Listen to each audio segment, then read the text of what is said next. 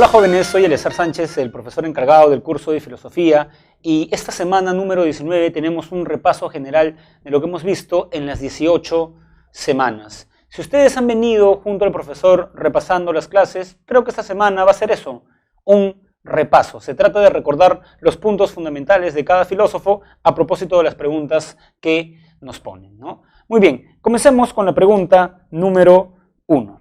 Para Marcela resulta fundamental establecer si las ciencias sociales como la sociología, la antropología y la historia poseen un estatus científico en sentido estricto. Desde este punto de vista, ella plantea lo siguiente: no cabe duda de la cientificidad de dichas disciplinas, debido a que de ellas no se puede derivar conocimientos exactos y rigurosos como los que se obtienen de las ciencias naturales. Además, podemos llamar ciencias a unas disciplinas que carecen de un método debidamente fundamentado y un poder predictivo. O sea, hay una parte clave en este texto que considero la siguiente, ¿no? Si las ciencias sociales como la sociología, la antropología y la historia poseen un estatus científico en sentido estricto. Profesor, pertenezco al ciclo virtual 2019-1 y voy a postular a la carrera de Historia. Y me pregunto si la historia es una ciencia. Esta pregunta es tan importante que los chicos que estudien en ciencias sociales van a llevar un curso que se llama Epistemología de las Ciencias Sociales. ¿Son ciencias? ¿Cómo se llama ese problema dentro de la epistemología del siglo XX? El problema de la demarcación, ¿recuerdan? Ese criterio para demarcar y distinguir las ciencias de las pseudociencias. Es un problema epistemológico. Y a ver, para recordar y de paso repasar, ¿qué corriente del siglo XX, comienzos, propone como criterio de demarcación a la verificación? O sea, un saber es científico en tanto se puede verificar. El Círculo de Viena. ¿Y qué filósofo critica a esa corriente? Porque dice que cuando un científico dice metal 1 se dilata, metal 2 se dilata y metal 3 se dilata, todos los metales se dilatan. Estoy verificando con prueba empírica. Este filósofo dice que no, porque no podemos verificar que todos los metales se dilaten. Por el contrario, podemos falsear, porque solo basta encontrar un metal que no se dilate para ver que esta tesis es inválida. ¿A qué filósofo estoy haciendo referencia? A Karl Popper. Karl Popper propone como criterio la falsación. Entonces volvamos a su pregunta, ¿no? ¿Cuál de las siguientes disciplinas filosóficas se encargaría de analizar y responder las interrogantes planteadas por Marcela? La epistemología, y recuerden que el problema que estamos discutiendo es el problema de la demarcación. Pregunta número 2. A lo largo de la historia, los filósofos más representativos y célebres del pensamiento occidental se han preguntado, entre otras cuestiones fundamentales, ¿cuál es el origen del cosmos? ¿De dónde proviene el ser humano? ¿Cómo comienza el proceso cognoscitivo? O sea, a ver, vamos a subrayar las preguntas. ¿Cuál es el origen del cosmos? Ojo, están preguntando cuál es el origen de la realidad, no de la Tierra, no de Europa, no de América, del cosmos en general. ¿De dónde proviene el ser humano? No un ser humano particular, todos los seres humanos. ¿Cómo comienza el proceso cognitivo? ¿Y dónde se origina la desigualdad entre los hombres? Hay que quedarnos con la última pregunta. ¿Cómo surge la desigualdad? Pongamos dos perspectivas distintas. La primera del presidente peruano Ollanta Humala. Ollanta Humala se dio cuenta que en el Perú hay mucha desigualdad. Entonces creó las famosas acciones o medidas de redistribución de la riqueza. Un chico en Puno es muy inteligente, pero no tiene solvencia económica y por eso no puede estudiar en la universidad. Para ese joven talentoso creó Beca 18. Un anciano, 68 años, que vive en condiciones paupérrimas, creó Pensión 65. Y para las mujeres que quieren trabajar y son madres solteras, pero no pueden hacerlo porque tienen un niño, creó Cuna Más. Lo que hizo Ollanta Humala es medidas de redistribución de la riqueza. Pero un filósofo como Marx le diría que él no ha tocado la causa del problema. Porque cuando uno quiere resolver un problema, debe ser radical, ir a la raíz del problema. Y el raíz del problema, para Marx, de la desigualdad, es la propiedad privada. Porque la propiedad privada genera personas que poseen la propiedad privada, burgueses, y personas que no poseen la propiedad privada, y por eso tienen que vender lo único que poseen. su fuerza de trabajo. Y en esta relación se genera la plusvalía, el trabajo no remunerado. Entonces, lo que diría Marx es que si uno quiere ser radical y resolver de raíz el problema de la pobreza, debería acabar con la propiedad privada. Eso es lo que se llama comunismo. O sea, estas preguntas muestran, jóvenes, la radicalidad de la actitud filosófica. Entonces, tenemos que la alternativa correcta es la E. Pregunta número 3. Sobre los principales representantes del periodo cosmológico o presocrático, señale la verdad o falsedad de los siguientes enunciados. Ahora estamos ya en la semana 2. La pregunta 1 y 2 fueron de la primera semana. La pregunta 3 y 4 son de la semana 2. El periodo cosmológico. Nos piden poner verdadero o falso. Ítem 1. 1 en romano. Para tales, el agua entendida como arjé, ¿es verdad eso?, puede ser dividida en elementos más básicos. Eso es falso. ¿Por qué? Porque si el agua es el arjé, es un elemento primordial, lo cual quiere decir que no puede dividirse. Para el filósofo recuerdan que el arjé sí se puede dividir, es para Demócrito, porque son los átomos, ¿no? Así que el primer enunciado es falso. 2. Según Empédocles, la existencia de los 4 elementos basta para explicar el cosmos. Eso también es falso. ¿Por qué, profesor? Porque los 4 elementos se unen por amor y hacen el cosmos, pero también se separan por el odio, ¿no? Separación tendría que ver con el odio. ¿Y qué dice la pregunta? Ojo, sean muy cuidadosos al leer. Según Empédocles, la existencia de los 4 elementos basta para explicar, o sea, solo esto explica el cosmos. Falso. Falta la fuerza cósmica del amor y del odio. 3.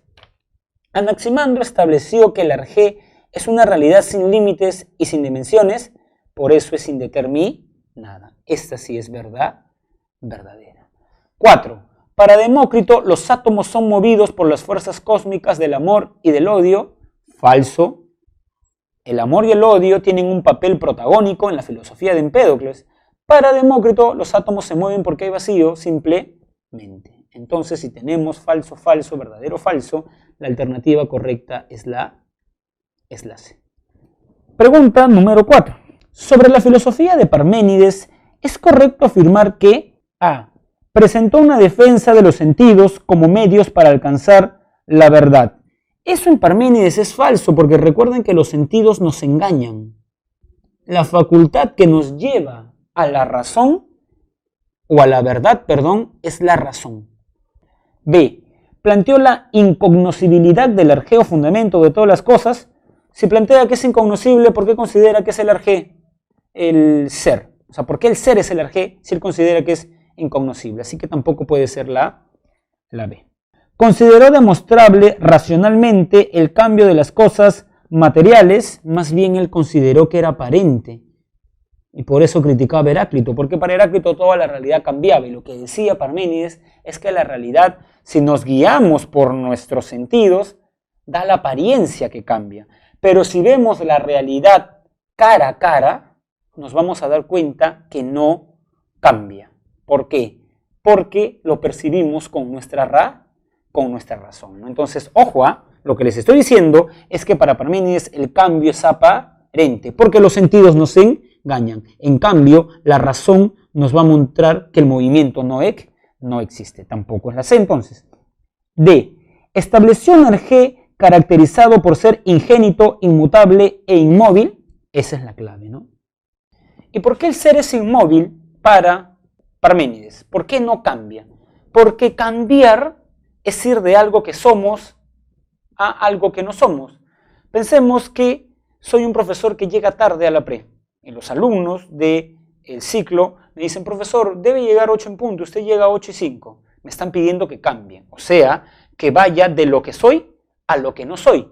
Si el ser cambia, iría de lo que es el ser a lo que no es el ser. Pero el no ser no existe, no podría cambiar. Entonces el ser es inmutable. Es ingénito, porque si el ser hubiera venido de algo, por ejemplo, yo nací en un momento. El ser no nació, es ingénito, no tiene génesis. ¿Por qué? Porque si hubiera nacido en algún momento, no hubiera sido en un momento. Por ejemplo, yo nací en el año 89, no fui en el año 88. Si el ser tuviera una fecha de nacimiento, no hubiera sido antes, pero el no ser no existe. Entonces, para Parménides, el ser tiene estas características y por ende la clave es la alternativa D. Pregunta número 5, y con eso vamos al periodo antropológico. O sea, estamos en la semana número 3. Determine el valor de verdad o falsedad de las siguientes afirmaciones relacionadas con el periodo socrático o periodo antropológico. 1. Sócrates y los sofistas coincidían en sus ideas acerca del conocimiento. Falso. ¿Por qué es falso? Porque recuerden, jóvenes, para Sócrates el conocimiento era universal. El concepto capta el conocimiento universal. En cambio, para los sofistas el conocimiento es relativo. Recuerden la frase de Protágoras. El hombre es la medida de todas las cosas. Entonces no coinciden en sus ideas acerca del conocimiento. 2 Romanos. Los sofistas creían que se podía adquirir la virtud a través de la educación verdadero. Y por eso los sofistas cobraban por enseñar, porque ellos consideraban que se podía enseñar la virtud. Si una persona toca bien la guitarra, le puede enseñar a otra persona a tocar guitarra, pero para eso le va a cobrar. En cambio, para Sócrates la virtud no se podía enseñar. ¿Por qué? Porque para Sócrates todo el conocimiento humano es conocerse a sí mismo. Entonces yo no te enseño algo, sino que tú vas a descubrir la virtud en tu interior. Conócete a ti mismo, ¿no? Pero bueno, la pregunta es sobre los sofistas, por eso es verdadera, ¿no? Muy bien. 3. Según los sofistas, era posible alcanzar un conocimiento absoluto y seguro. De nuevo es falso, porque los sofistas consideran que el conocimiento es relativo. 4. Los sofistas consideraron que la retórica como uno de los saberes fundamentales. ¿Qué era la retórica? La retórica es el arte de ganar una discusión. O como dice Gorgias, es el arte de hacer el argumento débil, o tomar el argumento débil y convertirlo en fuerte. Por eso les comenté en la semana 3 la siguiente anécdota. Protágoras fue a un juicio. Un griego había asesinado a su conviviente. Entonces Protágoras se le acercó al asesino y le dijo, en ese tiempo los juicios eran públicos, Protágoras le dijo, yo le puedo demostrar al auditorio de que tú, asesino, eres inocente. Y como el asesino no sabía si contratarlo o no como su abogado, luego se fue a la familia de la chica asesinada y le dijo, yo le puedo demostrar a este auditorio que este señor es culpable. O sea, Protágoras podía demostrar las dos cosas, que esa persona era inocente o era culpable. ¿De qué dependía, profesor? De a quién apoyaba como un abogado, de quién le pagaba mucho más, ¿no? Entonces, por eso los sofistas consideraron fundamental la retórica. La clave en este sentido es la alternativa D, ¿no? Muy bien. Relacione correctamente ambas columnas. El conocimiento absoluto es inaccesible. Eso lo defienden los sofistas. El hombre es la medida de todas las cosas. Eso no lo decían los sofistas, ojo, lo decía uno de los sofistas, el más lúcido además. Protágoras. Si no existe el ser, no existe nada. Este es el famoso nihilismo de Gorgias. La nada es. Y solo sé que nada sé es una frase muy conocida respecto a la filosofía de Sócrates. CADB, la clave es la E. Pregunta 7. La operación que para los vivientes resulta más natural de todas, para aquellos vivientes que se hallan perfectamente desarrollados, carecen de defectos y no poseen una generación espontánea, es la de producir otro ser igual a sí mismo. Un animal produce un animal, una planta otra planta, con objeto de participar, en la medida que sea posible, en lo eterno y lo divino. Aristóteles dice en la Ética Nicómaco, si mal no recuerdo, que el ser padre es una manera de ser inmortal. ¿Por qué? Porque yo no quiero que todo termine conmigo. Entonces, como no quiero que todo termine conmigo, tengo un hijo porque este hijo va a continuar en la carrera de la vida. Es como si yo le diera la posta. Y luego este hijo va a tener un hijo, y como que el abuelo Eleazar va a permanecer en sus generaciones venideras. Entonces, es una manera de ser inmortal, decía Aristóteles, y esto lo prueba. Pero la pregunta no va por ahí, sino la pregunta dice, el fragmento anterior referido a la filosofía de Aristóteles alude a... Para Aristóteles, como lo vimos detenidamente en la semana número 4, la semana de los grandes sistemas, el alma, tenemos tres almas. El alma vegetativa, que es el alma que tienen las plantas, la función es la nutrición y la reproducción. El alma sensitiva, las sensaciones, vernos afectados por el mundo, y el movimiento, la tienen los animales. Y el alma intelectiva, que es propia del hombre, hacer discursos, argumentar. Cuando hablamos de reproducirnos, ¿a qué alma hacemos referencia? Al alma vegetativa. Por eso, esta es la clave, ¿no? La función vegetativa del alma. Pregunta 8.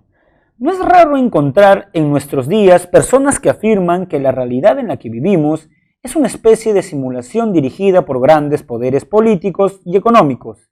De esta manera, piensan que nuestras decisiones son influidas en gran medida por estos poderes sin que nosotros lo notemos. Así, nuestra comprensión de la realidad sería muy limitada y distorsionada y por tanto seríamos más ignorantes de lo que creemos. La parte clave de este texto es lo siguiente. Afirman que la realidad en la que vivimos es una especie de simulación dirigida por grandes poderes políticos y económicos. ¿Qué está diciendo esta parte del texto que he señalado? Que esta realidad en la que vivimos, la que percibimos, no es la verdadera realidad, es una realidad aparente, y por eso quienes viven solo en esta realidad son ignorantes. Podríamos agregar, poseen doxa. Digamos, conocer la verdad supone conocer otra realidad, para tener episteme, podríamos agregar. ¿Para qué filósofo existen dos realidades? Mundo sensible, mundo de las ideas. Y el mundo sensible en el que vivimos es el mundo aparente y el mundo de las ideas es el verdadero. Eso lo defiende Platón. Muy bien, lo defiende Platón en la famosa alegoría de la caverna. Entonces, esa es la clave, ¿no? B. Profesor, ¿no es el concepto de telos en Aristóteles? No. ¿Por qué no es Porque telos en Aristóteles quiere decir que las cosas siguen un fin. El fin del hombre, lo vimos hace 2 semanas, en la semana 17, es la felicidad, ¿no? No tiene que ver con la filosofía de Aristóteles. C. El primer motor inmóvil de Aristóteles, tampoco. O sea, está hablando de otra cuestión, ¿no? Para que sea el primer motor inmóvil tendría que decir más o menos lo siguiente. En el mundo hay movimiento, pero debe haber un motor que le dé movimiento, pero ese motor recibe movimiento así ad infinitum hasta que llegamos a un motor que mueve a los otros, ¿no? El método mayéutico de Sócrates, nada que ver. La alegoría del carro al lado de Platón, divide la famosa alma racional, irascible y concupiscible. No tiene que ver nada con eso.